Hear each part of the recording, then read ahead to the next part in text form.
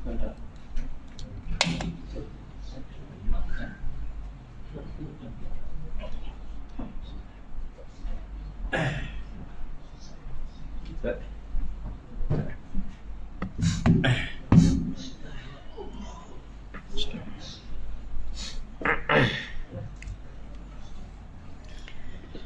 بالله من الشيطان الرجيم. بسم الله الرحمن الرحيم. السلام عليكم ورحمة الله وبركاته. الحمد لله رب العالمين،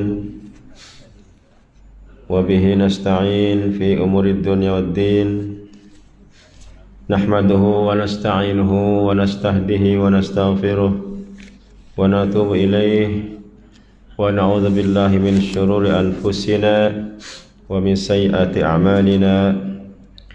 من يهده الله فلا مضل له، ومن يضلله فلا هادي له.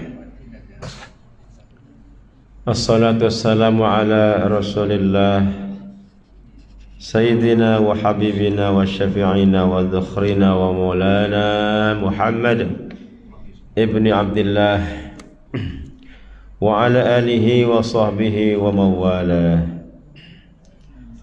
قالوا سبحانك لا علم لنا إلا ما علمتنا إنك أنت العليم الحكيم. قال رب اشرح لي صدري ويسر لي أمري واحلل عقدة من لساني يفقهوا قولي. يرفع الله الذين آمنوا منكم والذين أوتوا العلم درجات. صدق الله العظيم. أما بعد.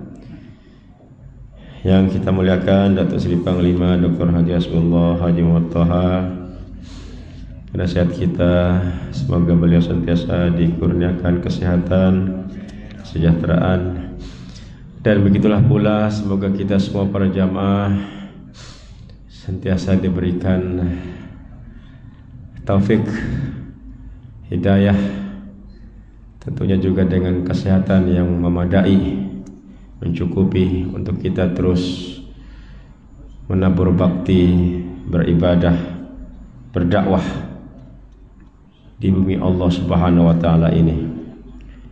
Dalam suasana di tempat kita dalam musim PRU ini, sudah pasti pikiran kita sedikit sebanyak bercampur ya, untuk memikirkan situasinya lah, dengan benderanya yang begitu rancak ya, berwarna-warni, ada yang saling mengalahkan ketinggiannya, dengan gambar-gambar calon pun sudah terpampang ya. Itu semua tentu menjadi satu lagi pemikiran, tapi itu semua tentunya hak masing-masing ya.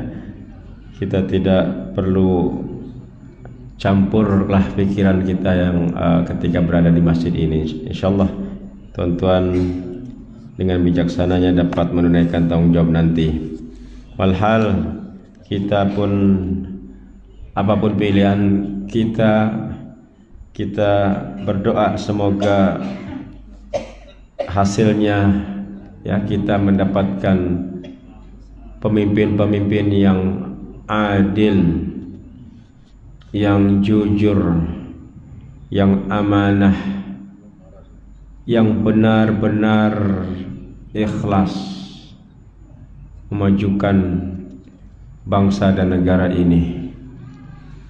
Sebab kalau kita lihat memang semuanya pun begitu, semuanya bercakap mereka paling benar. Jadi mudah-mudahan yang benar daripada yang benar itu akan dihasilkan melalui pilihan kita semuanya, insyaallah. Baiklah para jamaah sekalian, kita berpeluang dalam cuaca yang agak sejuk ya, kita sedikit memanaskan fikiran untuk kita berkongsi pelajaran hadis Sahih Muslim yang ternyata masih lagi membicarakan tentang soal rawatan ini ya, rawatan kesehatan kita. yang tentunya tidak kalah penting dalam kehidupan kita ini, supaya kita dapat memimpin diri kita sendiri, ya. Kalau dalam masyarakat itu ada pemimpinnya, maka dalam diri kita, kitalah yang memimpin itu. Maka kepemimpinan itu tentu juga syaratnya adalah kesehatan. Kalau kita tak sehat, maka susah kita untuk menghalakan, ya, mengarahkan kehidupan kita ini. Kita akui dalam keadaan tak sehat, untuk ke masjid pun memang payah, ya. Untuk berjamaah susah, untuk datang sholat subuh apalagi, ya, kalau keadaannya kurang sehat. Pada minggu lepas kita sudah mempelajari apa yang Rasulullah SAW berikan nasihat kepada umatnya tentang khasiat penggunaan habbatus sauda, kan? Habbatus sauda atau biji hitam untuk kita amalkan setiap hari, ya, dalam bilangan yang ganjil. Dan seterusnya juga, yang terakhir itu Rasulullah SAW menyarankan kita juga mengambil madu, ya, madu. Ini pada saya inilah keindahan Islam, bahwasanya Islam ini tidaklah memberatkan. Kalau yang satu ini habbatus sauda lebih kepada budaya orang Arab, ya. Nama pun nama Arab, habbatus sauda. Tidak ada nama Melayunya biji hitam, itu tidak ada. Orang akan tahu kalau disebut biji hitam, ya. Kalau tuan-tuan pergi mungkin Mubarak sana, adakah biji hitam? Mungkin orang kedai akan bingung. Ya, jintan itu lainlah. Jintan lebih kepada rempah. Tapi habbatus sauda memang orang tahu. Dan ini memang pokoknya ada di sana, yang dipanggil pokok shuniz, ya. Habbatus sauda itu dihasilkan dari sebuah pokok bernama shuniz. Kita pun tidak pasti di sini ada ditanam ataupun dijualkah, ya.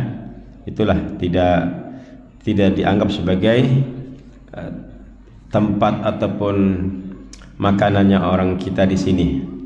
Manakala madu ini disepakati bahwa madu ini universal, seluruh dunia ada, ya.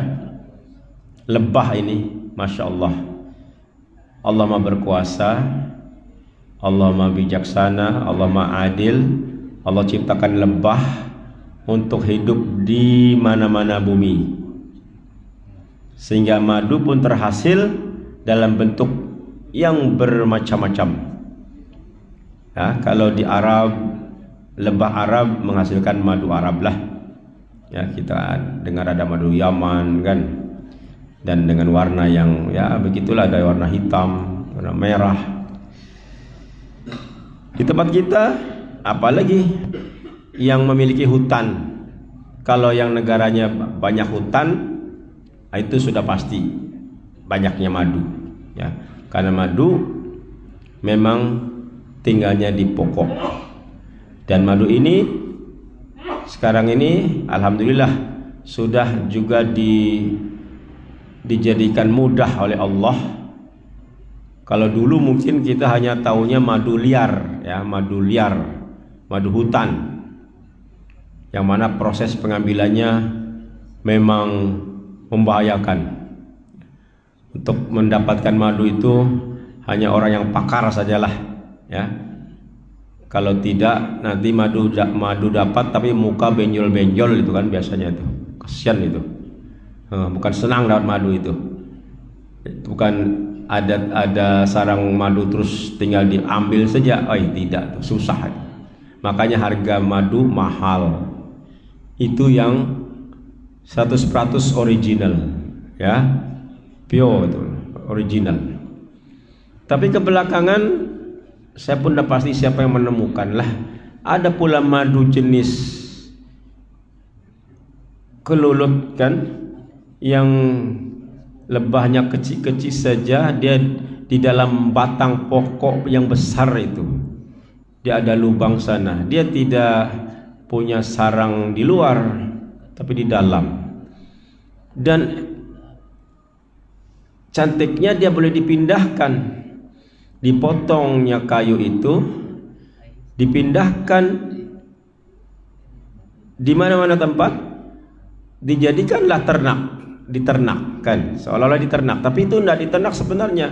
Dia sendiri punya kehidupan juga, cuma dipindahkan tempat daripada pokok yang asal yang hidup menjadi batangnya saja, tapi dengan cara yang tertentu lah, bukan main pindah-pindah saja. Kalau main pindah-pindah saja, silap-silap dipindahkan, sudah itu hilang, sudah lebah, tidak tahu kemana itu hilang tuh. Nah, sebab tidak selesa barangkali. Orang bilang kalau mau dipindahkan malam.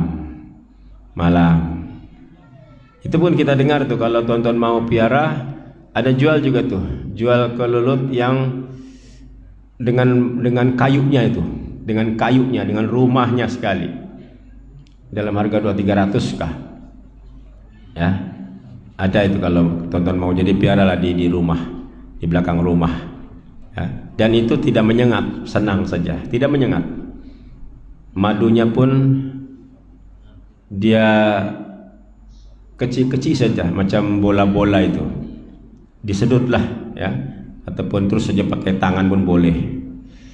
Jadi sekarang ini untuk mendapatkan madu tidak susah ya.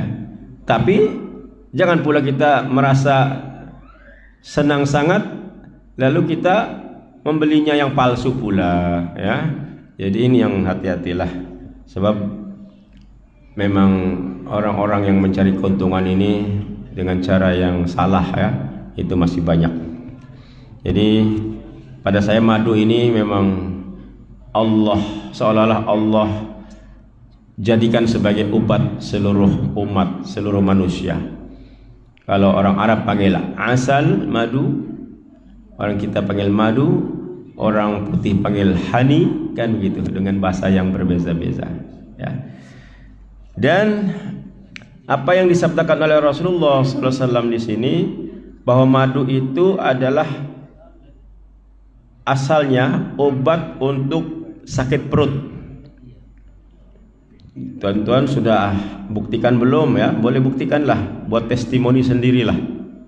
Kalau tuan-tuan sakit perut ya, sakit perut macam pedih kah ataupun seret-beret kah, ambillah madu itu ya, ambil madu. Kalau boleh jangan makan yang lain, ambil madu. Sebab kisahnya dalam hadis yang disebutkan di sini kan, bagaimana Nabi memaksa, seolah-olah memaksa sahabatnya yang mengadu kepada baginda Nabi bahwa sahabatnya yang lain sakit perut, Nabi suruh berikan madu atau minumkan madu. Namun sampai 3 kali sudah diminumkan madu, 3 hari belum juga baik, Nabi terus mengatakan kata-katanya itu, sadaqallah wa kadzaba batnu akhika. Maha benar Allah, sedangkan perut kawanmu itulah yang bohong itu. Perut yang tak mau sembuh, ini Nabi menegaskan, perut yang sakit dan tak mau disembuhkan dengan madu, perut itulah yang bohong. Ya, bayangkan itu. Jadi siapa yang sakit perut dan sudah diminumkan madu tapi belum juga sembuh, yang salah bukan madu, yang salah perut. Tetapi akhirnya Nabi sudah buktikan, begitu Nabi meminumkan madu kepada kawan yang sakit tadi itu, sembuh pula. Berarti terbukti. Jadi kita boleh ikut style Nabi.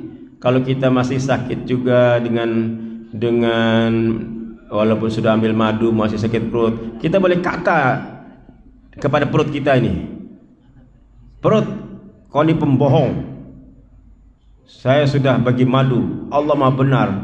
Madu itu obat untuk sakit perut. Kenapa tidak sembuh-sembuh? Kamu yang dusta. Nah, begitulah lebih kurang. Ya, ini sistem berdialog. Kita boleh berdialog ya dengan perut, dengan jasad kita. Semua ini ada ciptaan Allah. Kita boleh berdialog. Macam contohnya kalau kita punya pokok tak pandai berbuah, boleh kita dialog. Hai pokok, kenapa pokok anda boleh anda berbuah ni? Berbuahlah. Kalau dah aku potong ini, tidak salah itu. Dialog saja. Orang dengar mungkin kita orang gila. Tidak. Pokok itu makhluk Allah. Ya. Tapi cakap baik-baiklah. Ya. Nah, mungkin cakap pokok, kau ni ciptaan Allah juga. Engkau diciptakan untuk menghasilkan buah. Kenapa tidak keluar buah kamu itu? Bercakap ya. Termasuklah dengan diri kita ini, penyakit kita ini ya. Baik, itulah yang sudah disampaikan pada minggu lepas tentang rawatan menggunakan habbatus sauda dan juga madu. Saya pribadi syorkan tuan-tuan semuanya menyediakan dua jenis ini standby ya, habbatus sauda dan madu untuk diambil sekurang-kurangnya setiap pagi ya. Lagi baik kalau sebelum tidur juga ya, sebelum sarapan pagi dan juga sebelum tidur. Insyaallah kita teruskan dengan tajuk berikut. Masih juga tentang penyakit yang sifatnya umum ya. Sifatnya umum ya, yang ini sama dengan pengajarannya sama dengan penyakit COVID ya, yang sudah berlalu, tapi sekarang ini masih juga relevan lah untuk kita sampaikan. Sebab COVID pun belum habis juga, bahkan sekarang ini memang dengar ada varian baru yang lebih berbahaya kan, Omicron apa itu XBB apa namanya itu ya, yang saya pun kalau baca itu macam mengerikan. Dia punya simptom makin tidak dapat dikesan. Dia bilang tidak demam, tidak batuk, tapi ada sakit sendi-sendi.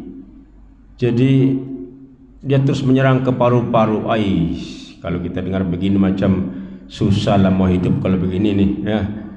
Yalah, itulah dia punya ciri khas, dan kita pun masih tertanya-tanya misteri COVID ini. Adakah ianya rekayasa ya, muslihat manusia, atau memang itu adalah musibah daripada Allah Subhanahu wa taala. Tapi apapun, kita kembali kepada kehidupan di zaman Rasulullah sallallahu alaihi wasallam, dan ternyata di zaman Nabi pun sudah ada wabak yang merebak. Sudah ada. Bahkan sebelum zaman nabi-nabi terdahulu pun sudah berlaku. Jadi wabak yang berjangkit itu biasa ya. Maksudnya memang kerap berlaku di zaman-zaman dahulu ya, dan akhirnya juga sampai zaman sekarang ini.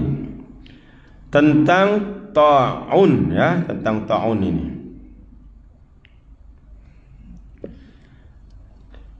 Jadi ta'un ini sudah berlaku juga di zaman Rasulullah dan sahabat. Lalu apakah tindakan sahabat ketika itu?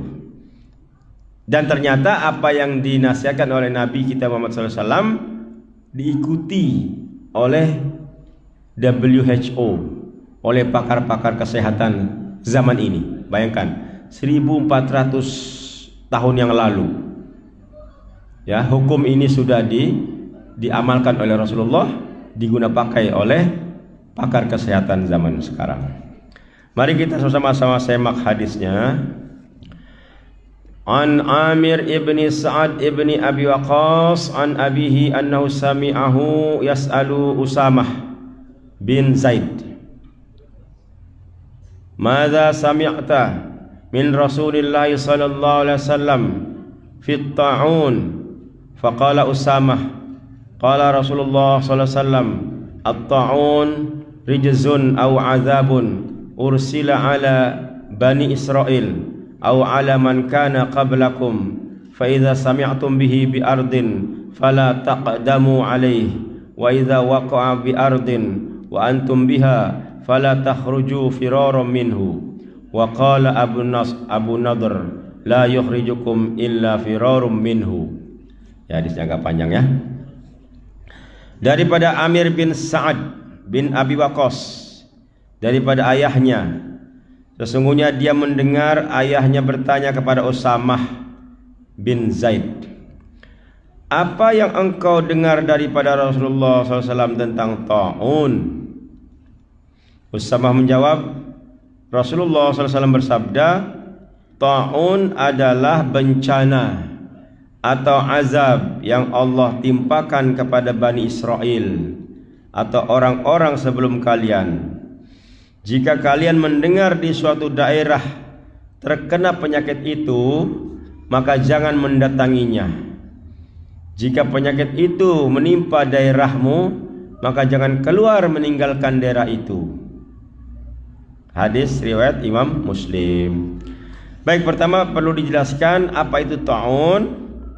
Ta'un ialah penyakit berupa luka-luka yang keluar pada seluruh anggota tubuh badan atau pada jari-jari, pada ketiak dan juga persendian ya, sendi-sendi yang diikuti dengan rasa sakit, juga mengeluarkan cairan bau serupa dengan kusta ya, sakit kulit. Jadi sakit luka-luka pada badan ya, dengan adanya nanah ya, cairan, dan itu berjangkit ta'un. Ta'un ataupun ialah penyakit berjangkit masa itu, begitulah penyakit kulit. Dan ternyata ini berlaku juga di zaman Bani Israel, zaman nabi-nabi terdahulu. Jadi kita jangan merasa zaman ini saja kita rasa ada ini COVID. Dulu bukan COVID, tapi penyakit ta'un. Tapi sama juga sifatnya, boleh menjangkit dan boleh mematikan ya. Jadi di sini bagaimanakah tindakan Nabi ya dengan adanya ta'un yang berlaku di sesuatu tempat? Nabi memberikan arahan supaya jangan mendatangi tempat yang ada ta'un, yang ada wabah penyakit. Jadi orang yang di luar tidak boleh masuk ke daerah yang ada penyakit wabah itu. Manakala orang yang ada dalam tempat wabah tidak boleh keluar. Inilah yang dikatakan apa tadi itu, yang dilakukan di sini kuarantin ataupun PKP, itulah pergerakan kawalan ya. Jadi supaya dihalang. Allah kita ingatkan bagaimana dahulu ya, bukan dahulu lah, baru setahun dua setahun lepas kan, kampung kita pun di lockdown itu ya, 2 minggu, macam kita merasa susah betul lockdown itu. Pasal di sini ada case berapa saja tuh, ada 10 kah, 15 kah. Jadi masa itu itulah dianggap kampung contoh, sudah ada wabah, maka kita yang ada di dalam tidak boleh keluar, dijaga oleh polis. Yang di luar pula pun tidak boleh masuk, kecuali minta kebenaran lah, biasalah kan, minta kebenaran. Dan kita yang di sini pun kalau mau keluar mesti apa? 1 orang ketua keluarga gitu kan. Itu ada peraturan yang ditetapkan. Walaupun sebenarnya tidak boleh itu ya, kalau ada wabah 1 orang pun tidak boleh datang masuk, dan 1 orang pun tidak boleh keluar. Macam mana bijaknya Rasulullah SAW, bayangkan ya. Siapa yang kasih nasihat begitu? Siapa membuat pertimbangan? Tentunya daripada Allah ya. Allah mewahyukan kepada Nabi, kalau ada wabah penyakit, yang di luar jangan masuk, yang di dalam jangan keluar. Ya, itu sudah ketetapannya begitu. Diikutilah sampai zaman kita. Jadi hikmahnya dengan adanya COVID ini, kita pun baru tahu, kan? Inilah cara terbaik. Yalah, walaupun kita ini biasanya memang punya sifat kurang, apa orang bilang ya, kurang menerima dengan keadaan, kan? Kita maunya cepat selesai, cepat bebas, ya. Kan dulu kita ingat dilarang keluar daerah, Allah, mau pergi KK pun payah, kan? Lasas kita marah-marah saja. Yang orang KK mau pergi Putata pun tidak boleh. Tapi tujuannya inilah rupanya, untuk menghalang tersebarnya penyakit, ya. Banyak hadisnya ini. Hadisnya diulang-ulang itu sajalah. Tapi tidaklah kita baca supaya kita begitu yakin.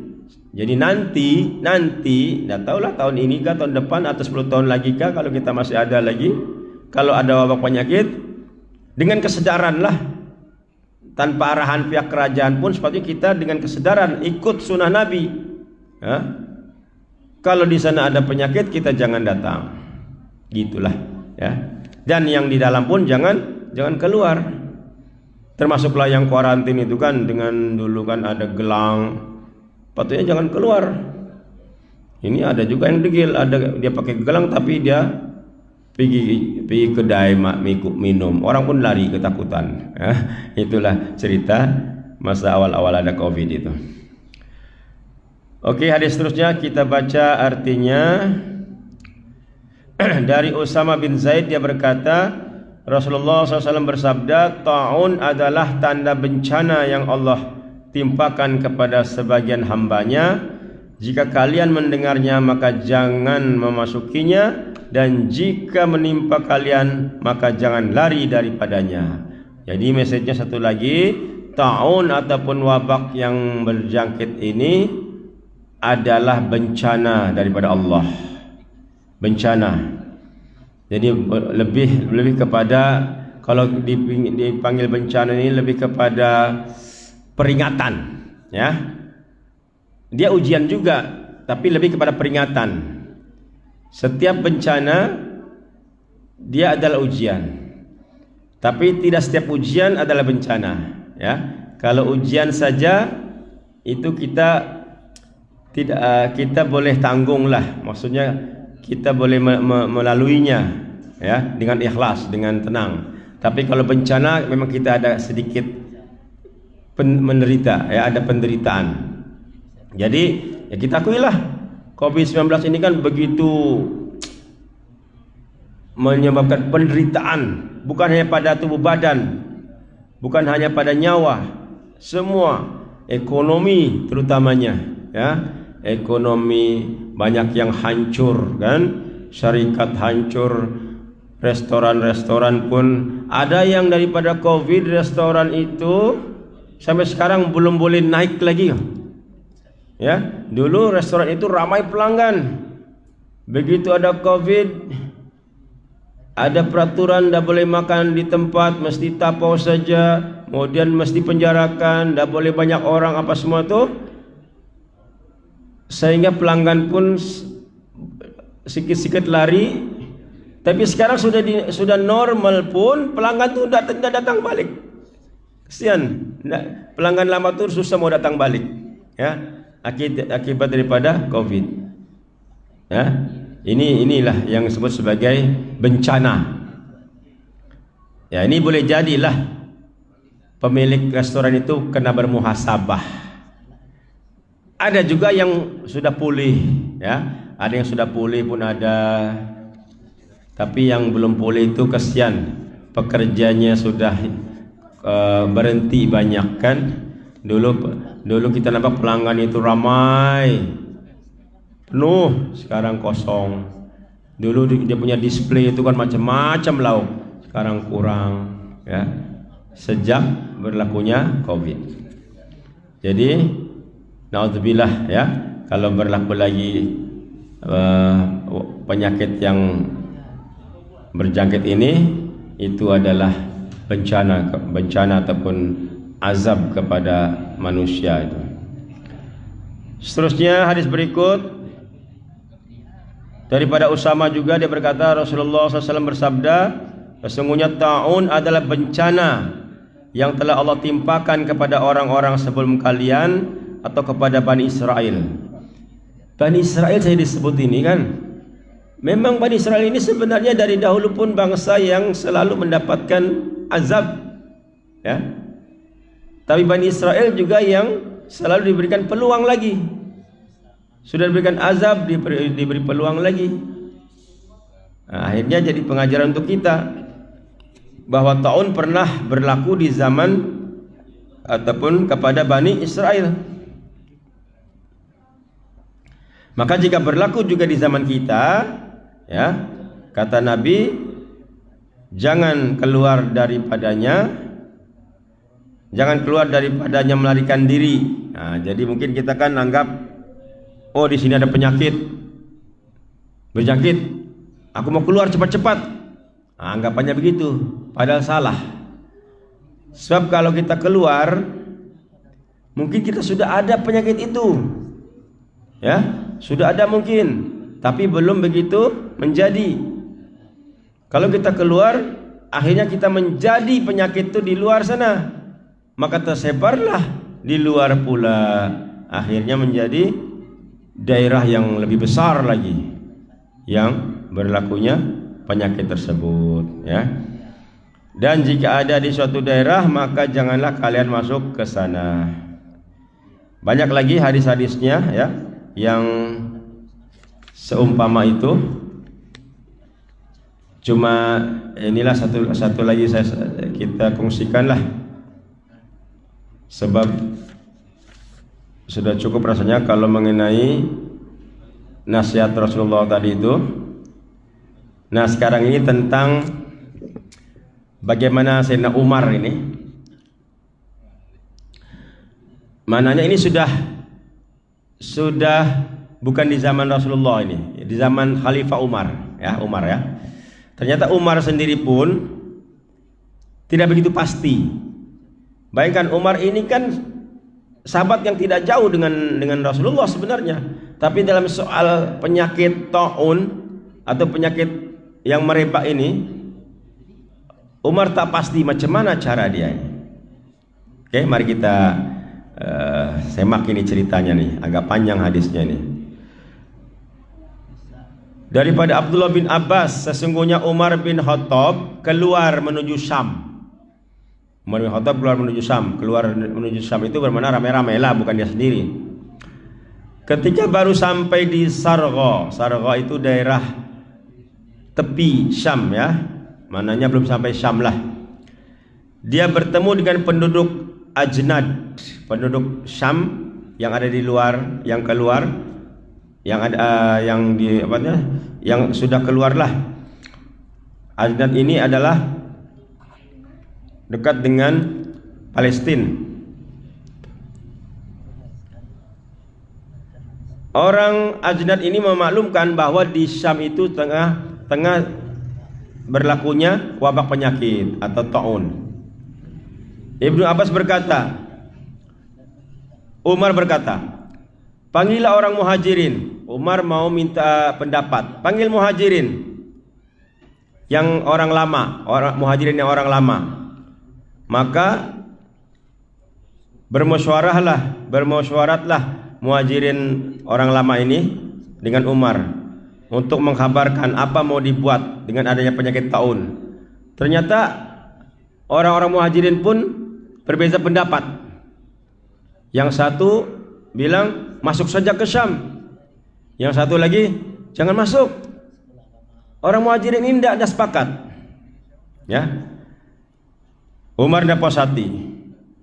Umar meminta lagi orang Ansor. Sekarang orang Ansor panggil. Orang Ansor orang Madinah kan, orang Ansor, mananya yang dekat dengan Nabi juga. Ternyata orang Ansor pun berbeza pendapat juga. Yang satu bilang teruskan saja masuk ke Syam, yang satu cakap tidak boleh. Berbeza pendapat. Akhirnya satu kumpulan Umar panggil. Siapa? Yaitu orang Quraisy yang berhijrah awal sebelum Mekah ditakluk. Mananya orang lama lah ini, orang lama dalam meluk Islam. Baru di situ apa dibilang? Kami mendengar ya bahwa Nabi mengatakan kalau ada wabak penyakit jangan masuk ke dalam tempat itu. Akhirnya Umar pun menerima pandangan orang Quraisy ini. Bayangkan tuh, orang Muhajirin pun orang Muhajirin Umar tak boleh harap, orang Ansor pun Umar tak boleh harap, tapi orang Quraisy Umar akhirnya terima. Itu pun dibantah juga oleh Abu Ubadah. Ya, Abu Ubadah ini kawan Umar. Dia kata apa? Apakah engkau akan lari daripada takdir Allah? Maksudnya, kalau tidak masuk berarti lari daripada takdir Allah. Di sana ada penyakit, itu takdir Allah, masuk sajalah, begitu. Umar menjawab, seandainya orang lain yang mengatakan hal ini, wahai Abu Ubaidah, maka aku akan mengajarinya dalam hal ini. Maksudnya tentang khilafiyah. Nasib baik kamu yang cakap. Kalau tidak ini Umar sudah marah tuh, ya, dibantah itu. Ya, akhirnya Umar mengatakan, saya lari daripada takdir Allah, penyakit itu, menuju takdir Allah yang lain. Jadi jangan sikit-sikit takdir Allah. Sebab kita memilih yang lain itu pun takdir Allah juga. Kan? Memang kalau kita masuk itu takdir Allah, tapi kalau kita keluar itu pun takdir Allah juga. Ya. Akhirnya betullah tindakan Umar mengikut apa yang dinasihatkan oleh Rasulullah sallallahu alaihi wasallam. Ya, wallahu a'lam bishawab. Ini yang boleh disampaikan malam ini. Mudah-mudahan ada manfaatnya. Insyaallah kita akan sentiasa berpandukan ya dengan sunnah Rasulullah sallallahu alaihi wasallam. Wallahu a'lam bishawab. Allahumma amin ya Allah. Allahumma anfa'na bima 'allamtana wa 'allimna ma yanfa'una. Allahumma arzuqna mutabatan Nabi sallallahu alaihi wasallam awalan wa akhiran wa zahiran wa batinan wa qawlan fi'lan wa ibadatan wa amalan salihan ya arhamar rahimin. Walhamdulillahirabbil alamin. Wassalamu alaikum warahmatullahi wabarakatuh.